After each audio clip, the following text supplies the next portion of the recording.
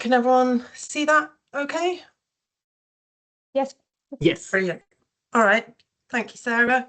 So I'm Bea. Some of you on the call actually know me quite well. And I work for Historic Environment Scotland as their place development manager.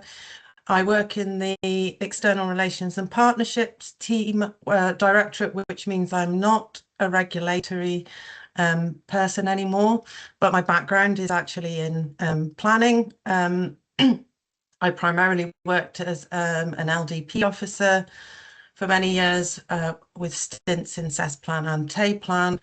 And then I joined HES in 2024 as the place development manager because I'm interested in that broader place principle approach. So is this going to work? Yeah. Okay. So yes, so I'm in the Communities and Economic Development team, and we focus on strategic partnerships, place-based development, and community development. And our national alignments are with the place principle, community wealth building, infrastructure first, affordable homes, community empowerment, responsible tourism, and just transition, which is a lot, but they all interconnect with each other and become part of that big place package. And I'm just going to go into the basics. I mean, obviously, most people will know this, but Historic Environment Scotland is the statutory public body that cares for, promotes and investigates Scotland's historic environment. And just a wee bit about the kind of responsibilities we have, which are much broader than just the regulatory side. So we obviously have the heritage designations, which includes listed buildings, scheduled monuments, gardens, battlefields, marine protected areas, but we also have over 300 properties in care across the whole of Scotland. We have a vast range of collections stored in various parts of Scotland too, and we do learning, teaching, visits and school engagement. We have a ranger service as well, which is involved in education for visitors. And we are focused on technical skills and training to keep up traditional building skills. And our vision is to make sure that Scotland's heritage is cherished, understood, shared and enjoyed with pride by everyone. And we have our new corporate plan, which was published last year, which is Heritage for All. So it's about delivering that equitably and looking at how we can support heritage in place. And we have a sector strategy, which I actually, be honest, wasn't entirely aware of until I moved into HES, but it will resonate with anyone working with NPF4. So it's looking at the 3 pillars in terms of net zero, resilient communities and a wellbeing economy. And as I say, this is not so different from NPF4. The planning framework that we all work to, looking at sustainable places, livable places and productive places. And so just to briefly go over what NPF4 actually says about the historic environment and how it is embedded in that wider place development process, is that it is their policy 7, for anyone who doesn't know. It's to protect and enhance the historic environment, assets and places, and to enable positive change as a catalyst for regeneration of places. And the outcomes that are looked for are supporting transition to net zero, redundant or neglected historic buildings being reused, and underpinning our economy and cultural identity. And obviously we have key legislation that we work with, and the latest of which is the Planning Act in 2019. We also have the Historic Environment Scotland Act, when the Royal Commission and Historic Scotland merged together to be under one body, in one body. So that combined all the kind of research and investigative work with the regulatory side and the properties and care management. We also have the Marine Act, and then we have the two crucial parts that most planners will work with, which is the Listed Building and Conservation Area Act, and also the Ancient Monuments Act, which is slightly different from the other one because it is a British Act, comes from Westminster, and is very clear on development within scheduled areas, very preventative, so which is slightly different from our listed buildings and conservation areas. So to get onto the interesting part, we have a lot of challenges just generally in the country right now. And I suppose in terms of the historic environment, that's particularly crucial because of the way that the economy has been working and materials, skills and regenerative needs. So we have to balance that development pressure against preservation. Where does the balance lie? And how do we particularly focus on climate change and adaptation and reuse? So the underuse and dereliction of historic buildings is a well-known problem, particularly sometimes in town centres, and the issue over ownership of those properties. So that's it's a real challenge, actually being able to sometimes identify who owns it and how we bring it into a state of repair. We also have a serious lack of skills and knowledge about maintaining buildings per se, regardless of whether they're historic or not, and a lack of knowledge about that sort of sustainable approach to looking after what you have and caring for it and using it as long as possible. And of course, we have issues around retrofit and how we scale that up, and sustainable forms of travel that support climate action, and connecting up our assets in an accessible and inclusive way. So thinking about how we can meet those challenges, there are some thoughts that the team have had in terms of prioritisation.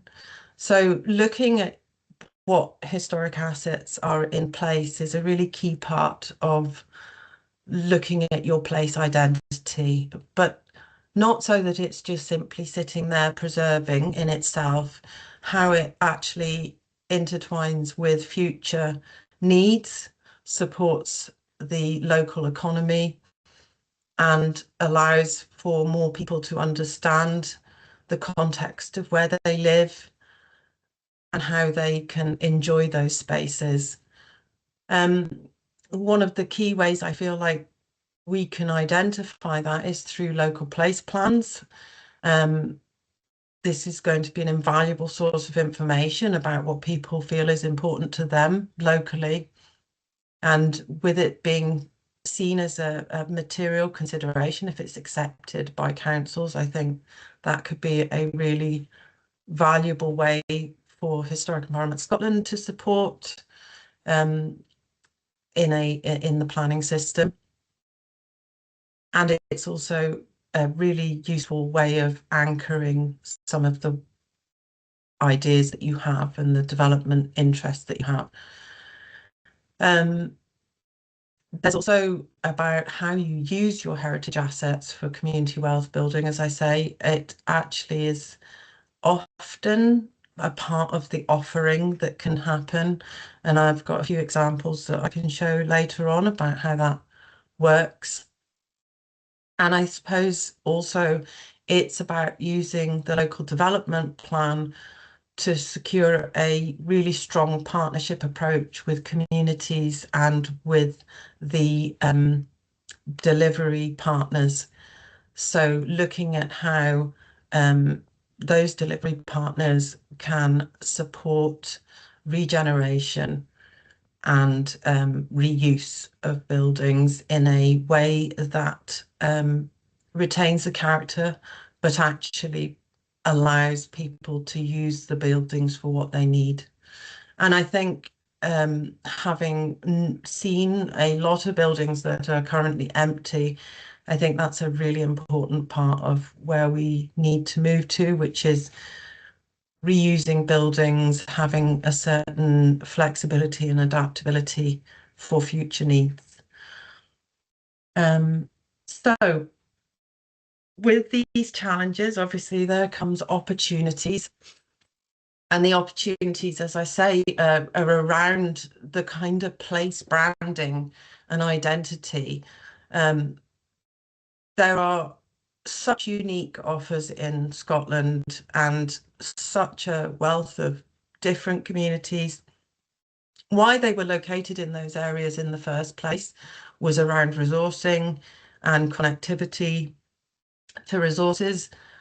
And that means that that's part of the character of those places. So sometimes the loss of those historic assets can have an impact in what people want to visit, live, enjoy about a place. So it's important that those things are respected, but also maintained for uses that maybe we haven't thought about before. The historic environment is obviously very dominant within town centre living, and so could have a really positive offering in terms of town centre living and reuse for affordable homes.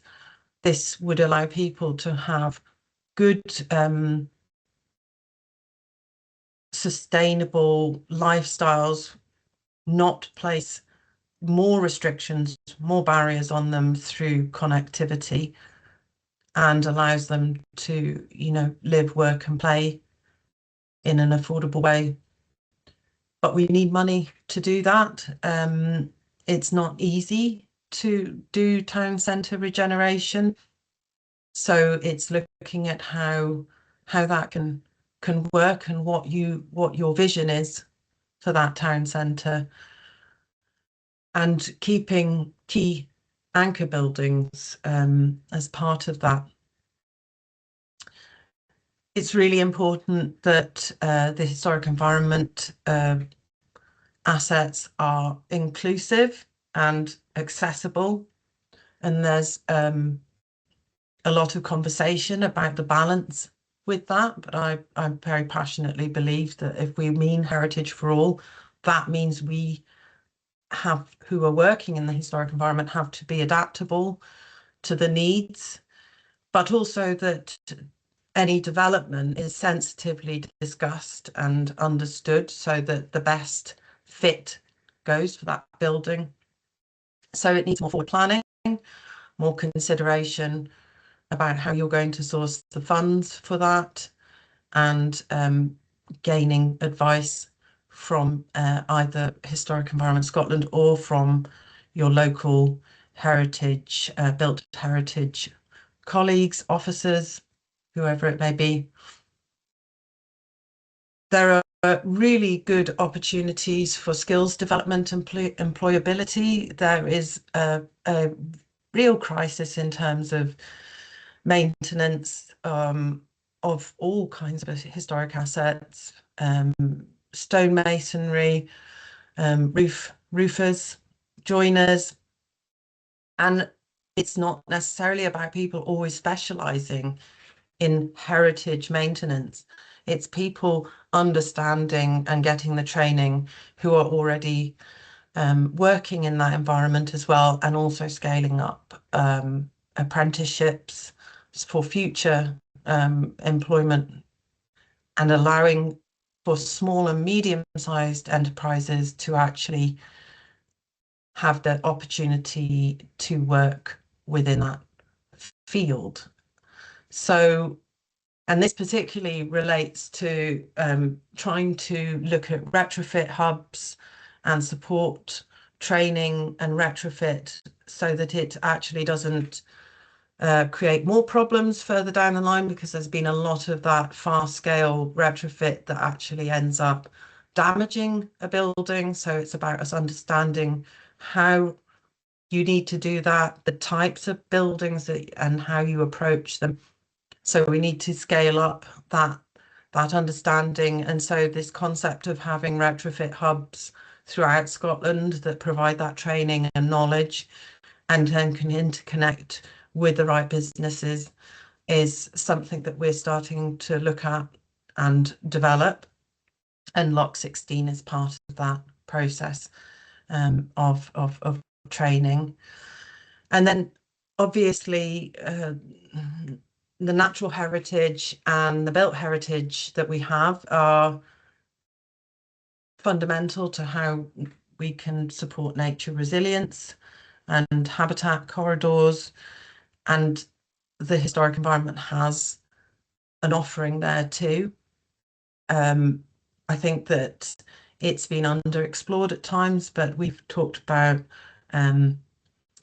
how you could use dismantled railway routes for habitat corridors and active travel routes. And so there's things that you need to think about outside of the box and how, and this is about Historic Environment Scotland also understanding and adapting to really demonstrating how these things are valuable to future use.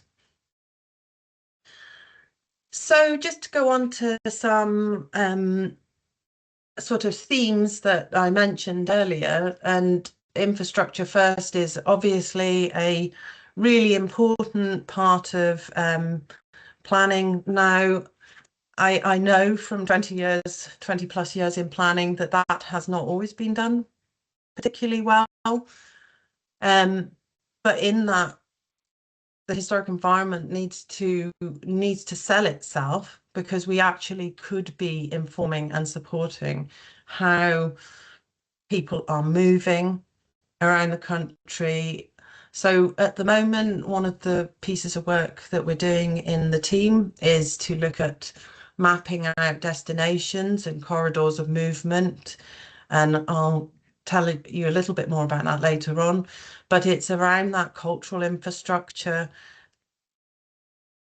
The historic environment has a lot to support that kind of approach, but we haven't always defined ourselves within that conversation. So working with partners like Network Rail and Scottish Canals are a really good way of starting to say there are other sustainable forms of movement that we can support, both in terms of celebrating station development, which I think is a really key, making stations welcoming, connected, able to get to the places you want to visit easily, of which our properties and care are part of that package. And then also to develop active travel routes that maximise the place offer. So we are in the midst of doing some work with the local community group at Drumnadrochit for Urquhart Castle, which is our third biggest visitor centre after Stirling and Edinburgh. And it's looking at how we can, a feasibility for an active travel route directly from the village to the castle, to actually encourage people to park up in the village and walk up to the castle and create that sense that you don't have to be all driving to an asset. You can actually enjoy the village around it. Realistically, it's a remote area, so you know people are likely to sometimes drive, but they don't need to be driving all the time. And I suppose the next stage of that is also to look at the public transport and the connectivity in terms of that. We also need to be forward planning for infrastructure needs. Now, the film industry in Scotland has been booming in terms of locations, but with that has come a sort of problematic part, which is that we aren't always geared up for the level of visitors that we're now seeing. and that has had consequent negative impacts on communities living in those areas, which can create problems in terms of parking, traffic, sort of health and safety issues, even as they described to me at the co-op in Drumnadrochit, being completely wiped clean of food in the co-op. So it's about how we manage those visitor numbers in a sensitive way that doesn't actually damage the local environment and the community, but does benefit them in a really meaningful way. And also, I mean, weaving local stories into wider sort of destinations. So a piece of work that I've just been in conversation about is around Eyemouth Harbour and how Eyemouth is likely to be expanding its harbour significantly. So really important that that maritime history and that maritime stories are not forgotten in amongst that infrastructure development, and that there's some benefits coming to that community from that infrastructure, so that there's a two-way kind of benefit. Another part of how we can really use the historic environment to work, as I've said, is work for future needs, is looking at historic buildings to provide affordable homes. And this has been a real challenge across the country, because anything that's listed instantly makes it difficult and off-putting to deal with. And we're in early conversations with South of Scotland Community Housing about how they have perceived the barriers, how we can get over some of those barriers to supporting reuse. And this is an example of one of their redevelopments of an old police station in Langham, where it is now ring fenced for local people as an affordable home. And I think there's a sort of meeting area as well. So affordable homes is a really good way of community wealth building, in the sense that it brings in money long term for the maintenance of that building and the continued use. And it reinforces that town centre living, where people don't necessarily need a car in order to live easily and access all the services that they require within that livable neighbourhood. And I suppose that's where I'm emphasising community-led ownership opportunities for these assets is a really valuable way of reusing, preserving anchor buildings that would change the look of the townscape, and seeing them retained for everyone to get benefit from. And I suppose through work that I've done on affordable homes in the past, I think that we're interested in that more nuanced approach to housing needs and demands assessments, how granular that is. My observations are that sometimes within housing, local housing strategies, that can be problematic because of the way in which waiting lists inform need and demand, and it doesn't always reflect the more remote areas of Scotland where there might not be a demonstrable need in the scale, but actually on the ground, you know, delivering 4 or 5 affordable homes could make a significant difference to the community. So community wealth building is one of our priorities, and a lot of what I've talked about is surrounding that kind of idea. I was going to talk a little bit, and this is not necessarily a kind of regeneration project, but we've secured permission from ministers to charge now for Callanish. It's a slightly controversial. So Callanish is, obviously, for anyone who doesn't know, but I'm sure most of you do, is a very significant standing stone circle in Lewes. It's had a visitor centre for a long time, run by a local trust, and we've now gone into partnership with the trust to charge. This is to firstly actually manage the footfall of that site, because it was free to get into before, so it had free access at any time of the day or night, which is great in one sense, but actually because of the amount of cruise ships coming in now is having a detrimental impact on the archaeology of the area.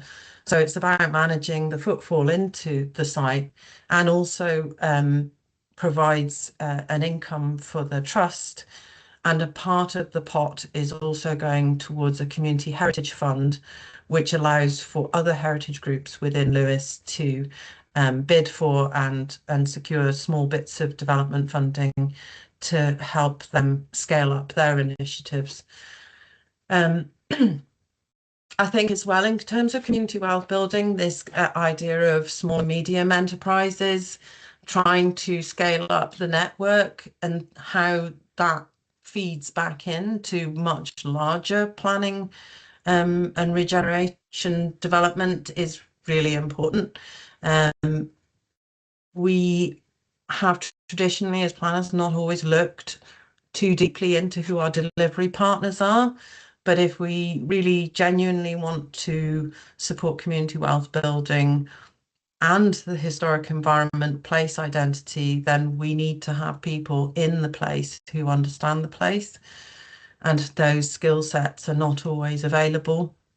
So really important, I think, in terms of planning for the future, is looking at who's actually on our list of delivery partners and if they are using local services and contractors. There's talk around the procurement aspect of that, and obviously there are places that are trying to secure materials that are more local to the area, Aberdeen City being one of them, looking at granite.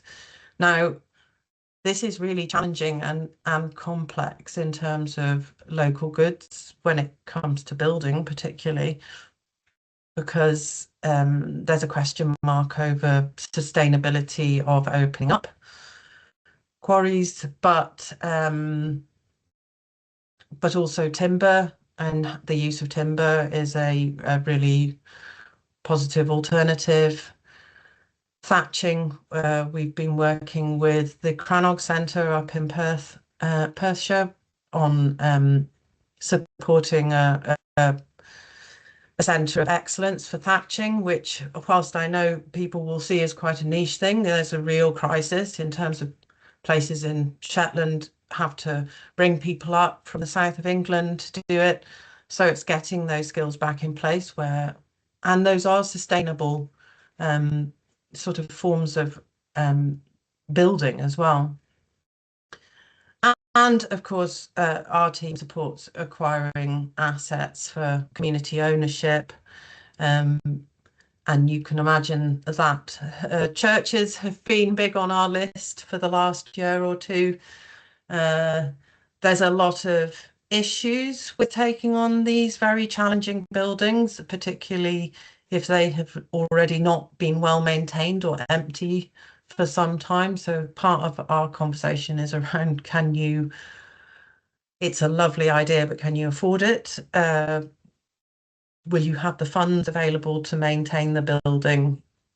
What are the uses that you think? So getting people to have a vision for what their use is before they take on a building is a really important part of that, because they need to know that they can find the funds. Funds are not necessarily going to be drip fed. So being self-sufficient is how we look at success. talking about skills development, so as I say, having the right skills in place to support local demand, knowing that you are supporting a business that is local and therefore is connected in and has a responsibility almost. I think one of the parts of the problem has been is there's a lot of ownership of people who aren't living necessarily in the place that they own some of our historic buildings. They don't have that sense of impact on them when they walk past it every day. So, and it's the same with skills sometimes, I think, that if you are based remotely from the place that you're working, you're not necessarily going to go back and see how that has impacted. So, yeah, trying to get the right skills in place to support that local demand is a really important part of HES's responsibility, I think, and we are scaling that up. Also, I think in terms of local authorities and even communities, I don't think enough work has been done around key workers for the area and um, how you how you secure them. And actually, building maintenance is, one might think, a key part of keeping a community going. So defining what a key worker is in that nuanced sense, beyond the doctors, teachers, social care kind of approach, is really, really something that I think we could be delving more closely into, and that could involve the historic environment maintenance and capturing that workforce for the next generation. So really, again, going back to the heritage for all, these aren't jobs that should be seen as niche, unattainable. They should be on the curriculum. They should be seen as a fundamental for actually our needs, and identifying training opportunities through delivery partnerships. So one of the things that we have been talking about with several councils now is, could we work out a way where when sites are being allocated or delivered, that you're looking at how small and medium businesses can be involved in that, and also specifically when it comes to retrofit, how that's worked through the system and actually allows for local people to really understand what's needed, because it's not going to go away anytime soon.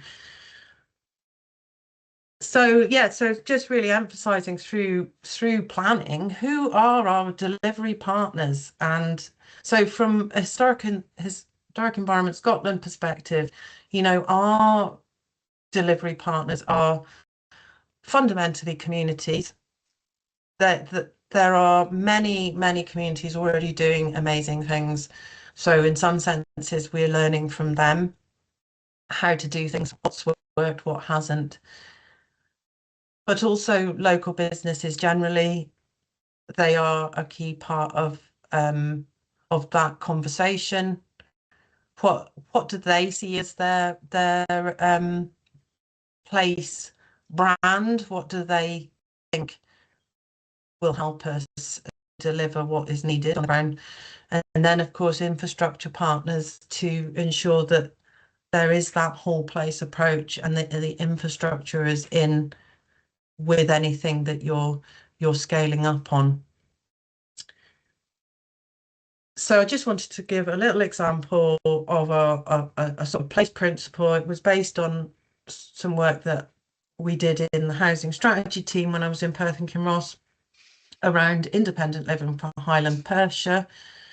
The crisis was, firstly, there was no opportunities for independent living for people with specific disabilities, particularly younger people who are living at home with their parents. There was no access to living in Highland Perthshire easily on your own, having that sense of independence. So there was a lack of affordable homes for them. But that was partly also because we didn't want to deliver affordable homes in a place that social care could not support, because there was a lack of affordable homes for social care staff. There was also a lack of transport. So actually an entire reliance on the car and people having to travel to support that social care need. But there were also a lot of vacant properties within towns and villages. So what we were doing with them was trying to talk through some of those opportunities. And I've got 3 examples of where that's now happened. So the first one, which is the train station at Bea Nichol, is going into community ownership. They've been in work with ScotRail and Network Rail, and they have, I think, now received some money from the Railway Heritage Trust to support that affordable home delivery. Another, the central one, is the Dunkeld and Burnham. That's just walking down from the cathedral. These are National Trust buildings, but they have now been transferred into council ownership. So it's not community led, but it is, I think it's 20 flats in order to deliver affordable homes in the town centre. And also Adaptable Development Trust, who are looking at taking over a couple of vacant buildings, one of which was called the Slaughterhouse in Aberfeldy. We did quite a lot of work around what potential assets could be used. So it was really saying that the historic environment can actually contribute significantly to the wider place principle approach. And so these are the at the moment looking at 4 corridors, potentially 5 corridors of movement that we're thinking of. We obviously, the Great Glen is a really important area, and there's a lot of renewable infrastructure coming through. So for us, it's about harnessing some of that, but also ensuring that placemaking is still really important within that offering, and making sure that the historic environment benefits from that and that the local communities benefit from that.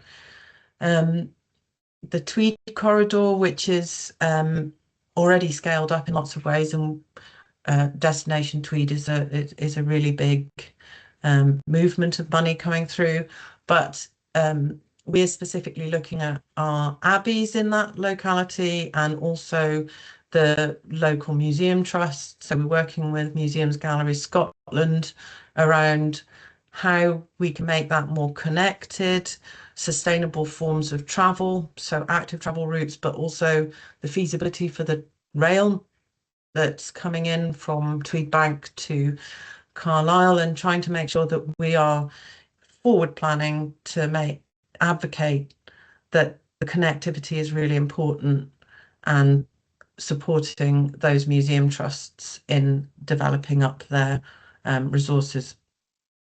And we also are looking at the Highland corridor, which is really based around the Highland Main Line, which was traditionally built as a tourist route up to Inverness, and trying to make connectivity between that route and the assets along there, not just us, but the connectivity between various different places.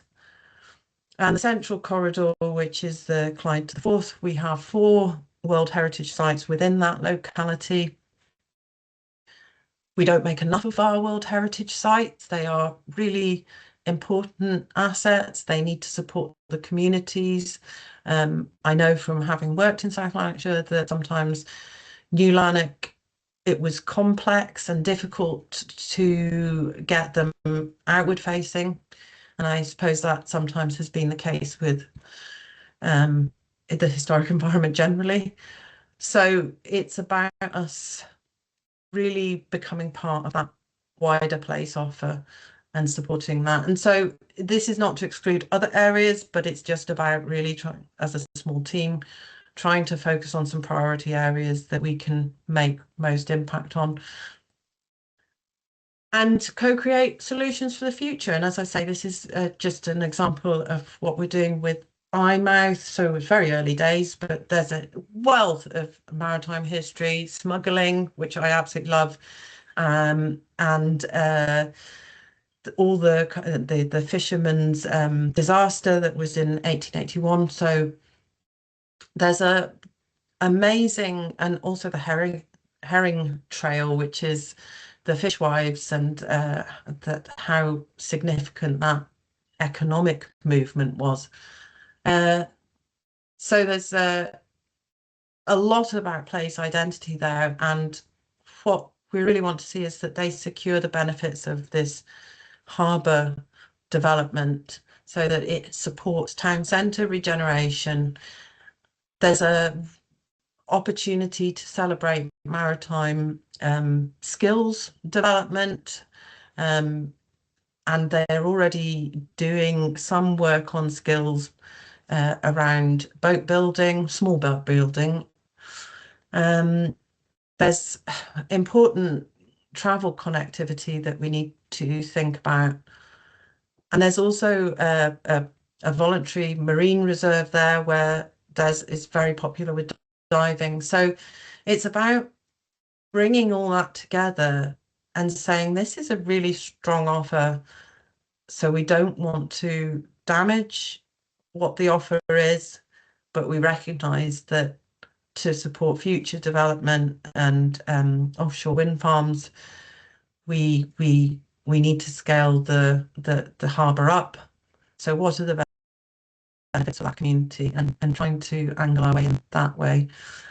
And just to finish off, you'll be glad to know, because PowerPoint by death, sorry, I've talked for ages, Sarah. We think about place and communities before we think about profit. This is what I've told our senior leaders recently. We think about climate and nature before we think about development, and we empower people to have choices in the place they live. And I will stop sharing now.